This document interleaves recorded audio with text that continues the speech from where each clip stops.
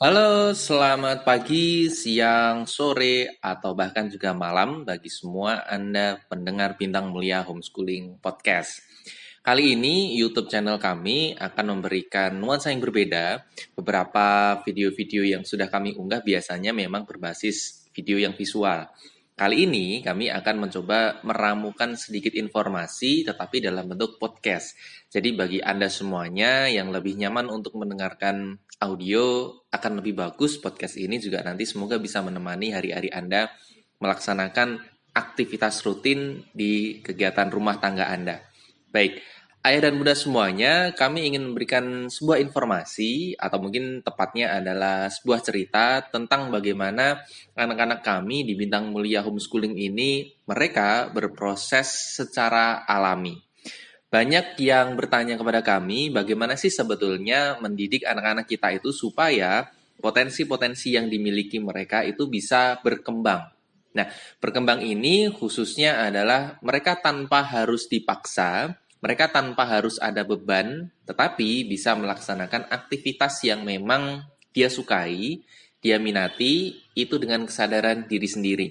Nah, sebetulnya untuk membahas hal ini, konsep yang paling utama yang harus kita pahami dulu adalah kita sebagai orang tua pernah mengalami masa muda. Nah, selama masa muda itulah saya yakin ayah dan bunda semuanya itu pasti memiliki pengalaman-pengalaman yang kita rasa itu sangat tidak mengenakan terkait belajar. Contoh tadi kita memiliki problem yaitu belajar biasanya melalui paksaan. Belajar itu biasanya berdasarkan atas ada semacam reward and punishment. Nah, kita sendiri ketika mengaca pada diri kita sendiri itu kita tahu sebetulnya apa yang memang mau kita lakukan dan juga tidak mau kita lakukan.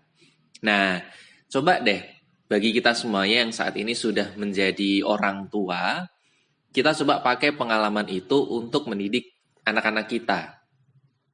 Saya yakin mereka pasti punya kok catatan-catatan tertentu yang membuat mereka itu tidak nyaman dalam belajar. Konteks ini, belajar itu bisa di rumah ataupun nanti melalui sekolah ya. Jadi kadang itu memang ada yang suka belajar di rumah, tapi juga bermasalah di sekolah, itu juga bisa. Nah, hal-hal seperti ini nanti yang biasanya orang tua itu harus perhatikan. Nah, untuk menyelaraskan tentang awalan tadi, saya punya cerita tentang seorang anak yang dia itu sedang belajar tentang hal yang diminatinya, tapi dengan cara homeschooling. Kemarin itu kita mendapatkan sebuah konsultasi dari orang tua. Oh ya, bagi Anda semuanya yang kepengen konsultasi, boleh kok coba cek di website kami www.bintangmulia.org. Di sana ada alamat kontak kita, baik WhatsApp maupun telepon. Anda bisa menghubungi, lalu kemudian menceritakan hal-hal yang mungkin Anda alami terkait dengan pembelajaran anak-anak di rumah. Oke, balik tadi. Saya sebut anak ini namanya Rio ya, panggilannya adalah Rio. Dia itu sebetulnya kalau kami melihat adalah anak yang cerdas. Tetapi kecerdasannya dia itu ada pada bidangnya dia. Ini yang paling penting ya, kita harus pahami. Dia itu cerdas tapi dalam bidangnya dia. Nah, kemarin ketika waktu SMP, SMP awal gitu ya, dia itu punya permasalahan dengan perilaku senior-seniornya yang memang dalam masa orientasi siswa. Kalau sekarang namanya apa ya? MOPD atau apa ya? Kalau dulu kita menyebutnya adalah MOS. Di sekolahnya itu gaya-gaya untuk perpeloncoan, terus kemudian senioritas itu waktu itu masih kental sekali. Nah, Rio ini itu anaknya sebetulnya adalah bukan pembangkang, tetapi dia sejak dari kecil itu sudah bisa berpikir secara logis. Jadi dia punya sebuah cerita, seniornya atau panitianya pada waktu itu menginginkan para junior ini itu membawa air mineral dengan warna kuning. Tetapi itu tidak boleh bermerek yang memang sudah dari asalnya warna kuning. Nah, coba bayangkan. Nah, lalu kemudian yang kedua diminta untuk membawa bekal. Bekal ini tentunya adalah nasi dan juga menggunakan sayur. Tetapi catatannya, sayur yang digunakan ini atau dibawa ini itu tidak boleh berkuah banget, tapi juga tidak boleh kering banget. Nah, bisa dibayangkan ya. Nah, menurut si Rio, penugasan yang diberikan oleh kakak tingkatnya ini itu sungguh tidak logis. Dia sengaja bawa satu buah air mineral ya. Air mineral itu kita tahu warnanya bening, jadi tidak berwarna kuning. Itu dia bawa. Terus kemudian untuk bekal makanannya dia bawa eh, bilangnya waktu itu dia cerita adalah minta ke mamahnya untuk dibelikan nasi, kemudian ada capcainya. Capcai itu ada kuahnya sedikit gitu ya. Akhirnya dia bawalah itu. Cuman dari rumah Rio sudah paham dia nanti akan bermasalah tentang air mineral yang dia bawa. Namun tak disangka ketika sampai di sekolahan, air mineral itu memang dipermasalahkan ya, tapi yang kedua dia juga kena hukuman karena menurut kakak tingkatnya, capcay yang dia bawa ini ternyata kurang berkuah ya. Nah, itu. Nah, akhirnya dia kena hukuman, terus kemudian dia selesai masa mosnya, lalu kemudian itu ternyata membekas banget sampai dia pembelajaran di semester pertama. Dia seakan-akan melihat seniornya, kakak kelasnya itu semuanya eh, semacam kayak itu ajang untuk membuat junior itu merasa bodoh. Jadi junior ini pokoknya dia merasa bahwa kita harus menghormati para senior. Nah, repotnya di sana. Akhirnya hal itu membuat dia itu enggan untuk berangkat ke sekolah. Artinya dia suka belajar gitu ya. Karena dia memang suka dengan hal-hal yang sifatnya dengan ilmu alam. Dia suka banget. Cuman dia punya kendala karena itu tadi awal masuk dia punya sebuah memori yang jelek. Nah, akhirnya dia menceritakan kepada orang tuanya. Syukurnya orang tua ini mereka cukup perhatian dengan pendidikan anaknya. Mereka tidak menganggap hal itu sebagai hal yang sepele karena mereka merasa bahwa anak-anak mereka ini adalah bagian dari masa depan keluarga, maka mereka harus mendapatkan proses pembelajaran dan juga proses pendewasaan yang baik. Akhirnya mereka bilang kepada pihak sekolah dan kemudian mohon izin untuk memindahkan Rio ini ke sekolah yang lain. Walaupun memang pada saat itu ketika mereka minta izin ke sekolah untuk pindah, sekolah agak berat untuk memberikan izin karena biasanya kalau sudah berjalan dalam pertengahan semester itu biasanya memang untuk urusan data kesiswaan itu agak sulit untuk kita melakukan pencabutan. Sehingga biasanya sekolah mencoba untuk memberikan solusi atau jalan tengah diselesaikan hingga semester 2, kenaikan kelas nanti pindah ke tempat yang lain. Biasanya itu seperti itu boleh. Cuman sekali lagi karena orang tua Rio ini adalah orang tua yang perhatian kepada masa depan anaknya, mereka masih tetap bersikeras untuk mohon izin agar Rio ini dipindahkan dengan apapun resikonya. Misal contoh mengulang kelas dan lain sebagainya nanti di sekolah yang baru. Akhirnya singkat cerita permintaan mereka disetujui. Kemudian mereka punya keinginan untuk bukan pindah sekolah, bukan pindah ke lembaga yang lain, karena menurut mereka pindah sekolah pun nanti akan ada kemungkinan untuk terjadi hal yang sama. Bukan lantas itu menjadi sebuah solusi yang bagus, karena memang pendidikan kita rata-rata biasanya hal-hal semacam itu pasti ada.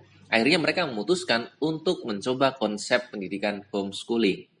Pada waktu itu, mereka memang masih awam dengan istilah proses pembelajaran homeschooling ini. Akhirnya mereka tanya ke sana kemari, googling, searching, terus dengan salah satunya adalah konsultasi kami ya, karena dia dapat nomor kami melalui kontak website itu. Mereka konsultasi ke kami menceritakan apa adanya, bagaimana proses di kami, bagaimana homeschooling itu seharusnya. Akhirnya mereka tertarik, kemudian memutuskan Rio ini untuk homeschooling.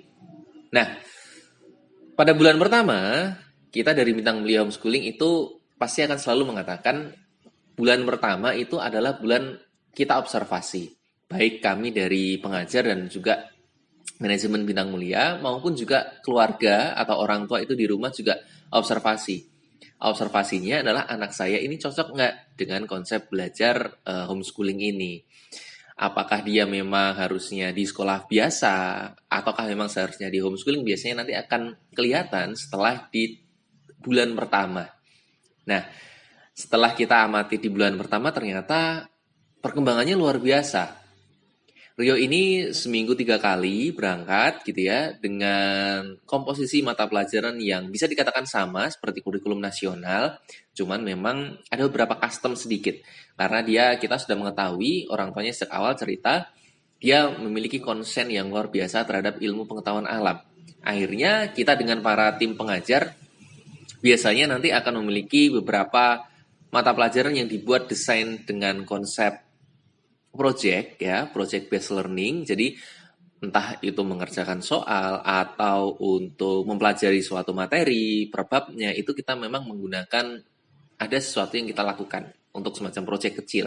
Nah, ternyata Rio suka di sana. Akhirnya saat ini dia sudah akan menjelang kelas 3 SMP ya.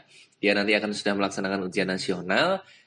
Dia punya cita-cita nanti ingin melanjutkan kuliah jurusan tentang ilmu alam. Nah, ini hal yang membanggakan sekali buat kita.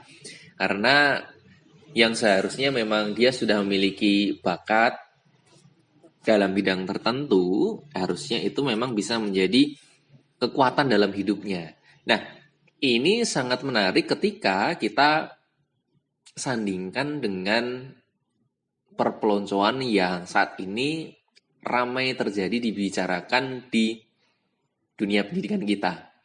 Saat ini memang dunia pendidikan kita semuanya serba online, pembelajaran juga online, termasuk kemarin kita mengetahui ada beberapa kampus gitu ya, tanpa perlu saya sebutkan nama kampusnya, tapi ayah dan bunda semuanya pasti saya yakin sudah mendengar beritanya.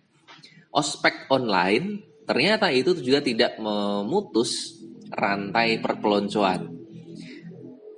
Dari berdasarkan daring aplikasi, terus kemudian berdasarkan jarak antara mereka di rumah dan juga seniornya mungkin di kos atau di kampus, ternyata perpeloncoan secara verbal yang dengan notabene katanya adalah mengasah mental, itu masih saja terjadi. Nah, syukur sekali ya, pihak kampus itu mereka cukup cepat. Artinya mereka menganggap ini bukan hal yang biasa, ini juga harus diklarifikasi antara mahasiswa dan juga para panitianya. Akhirnya berujung mediasi, para panitia ini minta maaf kepada para seniornya, kepada para juniornya. Nah, yang harus kita petik dari pelajaran seperti ini adalah sebetulnya junior-junior ini yang mungkin notabene itu kita bentak, kita katanya digembleng secara mental gitu ya. Justru malah sebetulnya mungkin mereka sudah punya bekal-bekal atau bibit-bibit kesuksesan tanpa harus kita gembleng mental dengan cara yang seperti itu. Mereka itu sudah punya bakat yang luar biasa. Mereka sudah punya minat yang luar biasa. Hanya saja memang mereka perlu mendapatkan perlakuan yang cocok. Baik dari sekolahnya atau lembaganya maupun dari keluarga. Nah, melalui podcast ini, Ayah dan Bunda, saya kepingin mengajak, mari mulai sekarang kita maknai pendidikan ini dengan pemaknaan yang memang menyeluruh. Bukan hanya sekedar untuk menghabiskan tatap muka atau menghabiskan berapa banyak bab yang harus saya pelajari dalam semester ini, dalam buku ini, tetapi lebih kepada pendidikan itu harus betul-betul bisa mengangkat derajat dan juga kepekaan para siswa ini. Percuma kita sekolah bertahun-tahun, SD, SMP, SMA, bahkan kuliah, jika melakukan hal yang kecil saja, contoh buang sampah, itu ternyata masih sembarangan. Nah, ini menandakan bahwa proses pendidikan kita itu sebetulnya minim keteladanan. Kita tidak minim untuk materi, terus kemudian menghafal, itu kita enggak. Kita sudah kebanyakan. Mungkin overload kalau saya mengatakan. Tetapi tadi itu, keteladanan itulah yang saya rasa itu memang masih belum banyak disadari oleh kita para orang tua dan juga para pengelola pendidikan. Saya membayangkan jika semuanya itu bisa memadai dengan baik, maka generasi generasi Indonesia ini betul-betul akan menjadi generasi emas yang katanya nanti di tahun 2025 atau mungkin 2030. Terima kasih Anda sudah menyaksikan, mendengarkan podcast ini. Bagi Anda semuanya yang tergerak untuk mencoba mendalami apa itu homeschooling, sekali lagi saya ajak Anda untuk mengunjungi website kami, kemudian hubungi saja nomor kontak yang ada di sana. Biasanya kami akan membalas WhatsApp Anda dan juga nanti akan membalas segala hal yang Anda pertanyakan. Terima kasih.